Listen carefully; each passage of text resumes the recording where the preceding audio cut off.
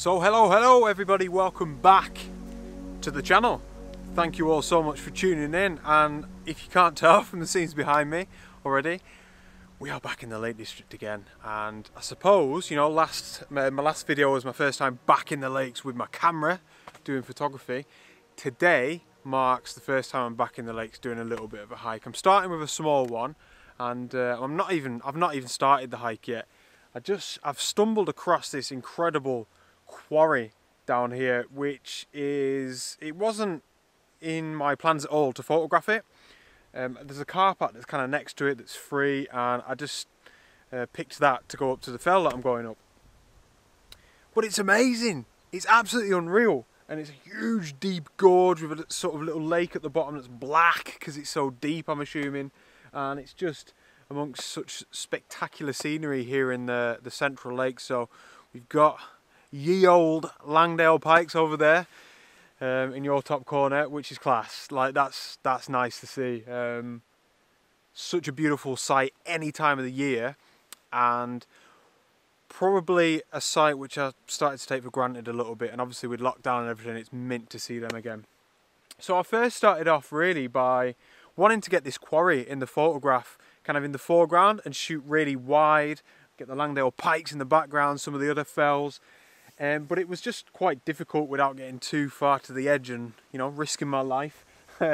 So I've had all three lenses on the front of the D70-200, and I've finally settled on the 55-200 lens. And basically what I'm out to try and do today is capture a photograph that encapsulates July or British summertime, you know. So I want the luscious greens.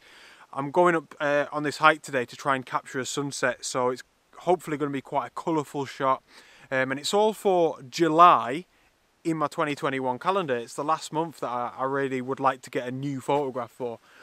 So fingers crossed I can achieve that today. Now this isn't necessarily going to be one of those shots. I've got loads of time to get to the top, loads of time until sunset, and I just want to enjoy my photography, you know, really mindfully, especially with everything that happened in my last video where I was getting a bit frustrated. So yeah, it's all about enjoying the scenery and the photography today. So I'm not too bothered about how the images turn out. We always say that, don't we? But, you know, I am, but I'm not. You all know what I mean. So this is a cool shot with the telephoto lens on, and basically on the top of this quarry here you can see we've just got a really nice array of silver birch trees. And what's class here is I'm having to wait, but I'm trying to capture the image where it's all dark and sort of shadowy in the foreground. But then every now and again we're getting lots of light cast on the Langdale pikes right off there in the distance, and it's just making this beautiful sort of light contrast. On top of that, and with reference to what I'm trying to capture today, a photograph for July, we're getting a lot of vibrant greens in this photograph. But what's class here is, unlike sort of what I've been experiencing in the woodland recently, we're getting quite a lot of different shades of green. So the silver birch are almost like a sort of lime green colour, really vibrant. But then kind of in the mid-ground, I'd say, there seems to be maybe a little broadleaf woodland or something. And they're quite a dark green, which is beautiful. And then there's sort of another shade of green of the sort of vegetation or mosses or whatever that are actually on the Langdale pikes, which are getting picked up, because remember that we're using the telephoto lens. So I'm bracketing this shot. I haven't got any ND grad filters on the front, and yeah, just making sure I take one shot that exposes nicely for the sky and for the pikes, and then one shot that is a little bit overexposed to make sure the foreground is nice and bright. So yeah, lovely way to start off the day, and I'm not even set foot on the fell yet.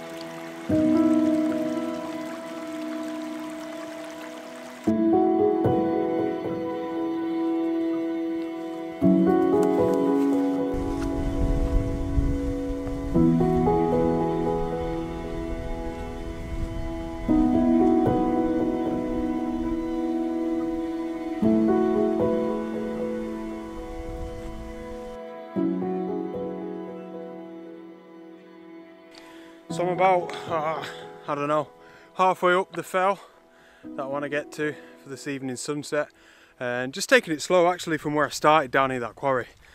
It's proper quick to get up here compared to the other side, although, you know, both have their advantages as well in how they look. The other side's beautiful. I think actually though, even though it's shorter, this side might even be even better. Last time I came up this fell was winter, so the landscape looks completely different as well. It feels, I've said this something stupid like this before, but it feels like I'm in the middle of a jungle just because it's so luscious and green and vibrant. It feels tropical, that's what I said in the past, but it really does. It is beautiful.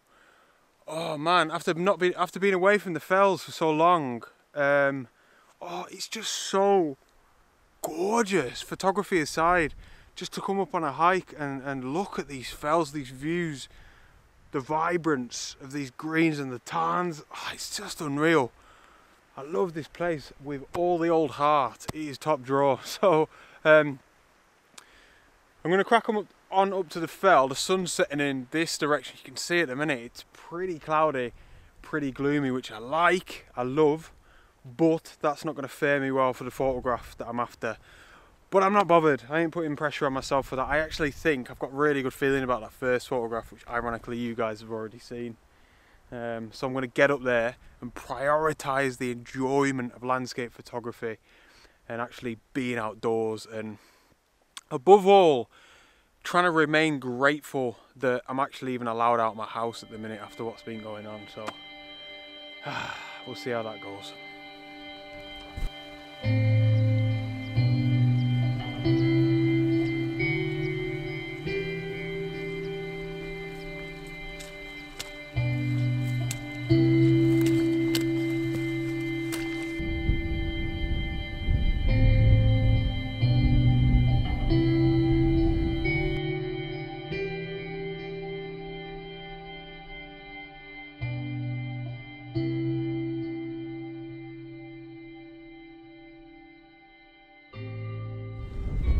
Oh man, so it is chilly. We're in July in the lakes, summer, and it is cold. It's mostly just the wind chill where it wasn't really forecast to, the wind wasn't really forecast to be this strong, but yeah, it makes it feel a hell of a lot colder. It's making the photography a little bit difficult as well, but stunning vistas across back to the Langdale Pikes again. I'm photographing them again. This is a location that I've been many times, but it's a view, I don't know, it just never seems to get old, you know, with the changeable nature of the weather conditions here in the lakes. It's just so different every time that you come up. And with this location being right in the centre of the Lake District National Park, you're just getting 360 degree views all the way around. It's absolutely unreal. Like, so one thing I've noticed whilst composing this photograph, at least, is I feel like I'm a little bit more intricate with my composition when I'm actually composing photographs now, which is, I'm assuming, come directly from my woodland photography. You know, shooting in the woodland is difficult. You have to think a lot more naturally about composition, and all your tiny little movements make such a big difference. So I think it's a positive thing. You know, I've seemed to have brought that mindset into the wide vistas as well. And basically, I've been working really hard at trying to find the right area of foreground and trying to place it within my frame properly. And I think this has just about worked. Now, before we get into the composition, we've got a little tarn down below us. It's actually an old disused reservoir from when this was all getting quarried around here. Probably like over a century ago, I'm not too sure. But even though it's so windy, that lake or tarn is so still, dead still, so we're capturing some beautiful reflections of those pine trees down there, which is just an added bonus really. I wasn't really expecting that to be a complete mirror like it is looking down as I go up here, but that's class. Then obviously we've got the Langdale Pikes off in the background.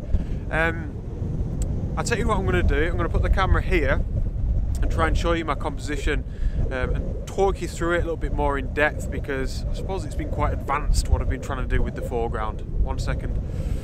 Right, so you can see me, I hope you can see this alright. It's a bit windy, so it might be shaking all over the gaff, but try and bear with me. So firstly, I'll say ignore the settings for now. They're irrelevant. I've been playing around with shutter speeds and things like that. But mainly what I wanted to show you, let's just move this square out of the way, is this area of foreground here, which is what I've spent ages on. The sky's obviously sort of blown out as it's showing on this live view here, but you can see just there we've got the Langdale Pikes, and basically I've been trying to find an area of foreground that kind of mimics the shape of the Langdale Pikes, and this is the best that I can find. On top of that, just to make it even more difficult for myself, I did want to include some of these beautiful purple wildflowers here as well, as to try and make it an appealing spring photograph, you know. So that was a necessity, so I was making it really difficult for myself. And then as well, with reference to what I was saying about the really small movements, I was making sure that, to the best of my ability, that the rocks were not protruding over into this reservoir here. That was really, really important, because this, as you can see there, is positioned pretty much dead center in my frame, so it's a very, very important element to this composition. So I didn't want these rocks, this foreground area, to be protruding into that reservoir at all. So that's pretty much the basis of it. It's been a bit of a hunt to find a decent little foreground area, but I think this is going to work nicely. So I'll put you back to where you were before, because there's a couple more things that I want to talk to you about. Oh my god, so completely unexpectedly, just after I was, you know, talking to you guys through that composition a little bit more intimately, we got this break of light through the clouds. It was completely unexpected, and it was hitting the sort of peaks, or the top quarter or third of the Langdale Pikes, which was just unbelievable. You cannot write this stuff. Landscape photography is mental. Like, I've been out today with my camera filming and stuff for the best part of 5 hours, and that window of opportunity for that photograph lasted about, genuinely lasted about 25 seconds.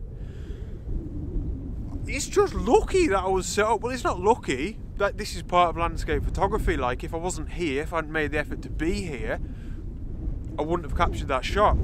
I was just lucky in the sense that, you know, this is the direction in which I was pointing, and I just so happened to be set up, settings dialed in. All I had to do was hit the shutter. So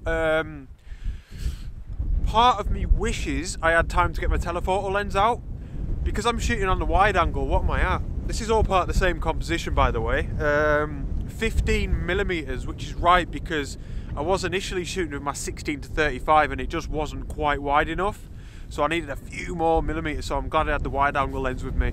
But yeah, I'm worried that because I'm shooting with the wide angle, that the Langdale Pikes and that beautiful light, more importantly, is going to kind of get lost in the background somewhere. But I'm not going to know that until I get it home and edit it. Hopefully not, but in reference to what this video is all about, really, I stood here and witnessed it, and that was absolutely unbelievable in itself.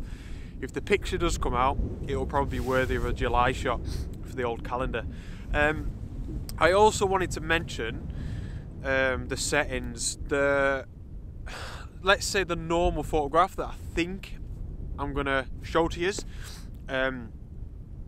was just taken with one exposure, but you can probably see here I've got my Nissi 10-stop ND filter on there as well, and I'm probably just going to trial this in the editing suite when I get it home. But I have took a few long exposures, some of them pretty long, like getting on for 4 minutes and just capturing loads and loads of movement in the sky. I might blend the long exposure sky, or the long exposured sky, into the sort of normal exposure, so everything looks normal, and then you just get this beautiful movement in the clouds, and then I might be able to brush that nice light in. I don't know, part of me feels like I might just prefer the sort of normal exposure, but oh man, what a moment, and what a treat that I captured it on video and on stills, but more importantly, I was stood here to witness it.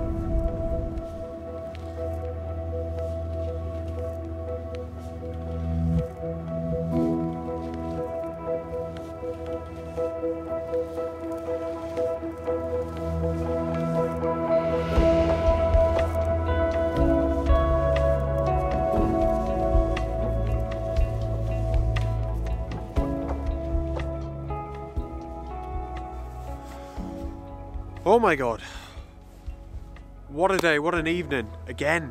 I feel like things seem to have gone pretty well since the end of lockdown, which is good. Honestly, above all, I feel very grateful to have been out photographing today. I feel like I lost a bit of that in my last video. Only a small bit, you know, it's not a huge bump in the road, but I could just feel myself getting overly frustrated when I think it's so important. I don't know, it's so important to remember the freedoms that we have in general, but it's also, for me, really important to remember the beauty in art in a really general sense. What I mean by that is really being able to appreciate this in the world and trying not to give so much attention to headlines, like news headlines and I don't know, all that sort of stuff. I don't really talk about this sort of thing on this channel, like, but I think it's a way of thinking that can better your life. And yeah, it's been difficult over the pandemic and stuff because it's been hard to stay away from the headlines and stuff, and obviously it's been a really serious matter, but I don't know, it's not my place to talk about those sorts of things, I guess. But really cracking evening of photography, guys. I really hope you've enjoyed this video. If you have, please give it a thumbs up. Fingers crossed I've got some nice photographs. I'm looking forward to getting them edited already. And yeah, please comment below. If you would like my ebook on composition, please make sure to sign up to my newsletter, subscribe to my newsletter, and you'll get an instant code for 20% off. So sweet, thank you guys so much for tuning in, and I'll see you on the next one. Out.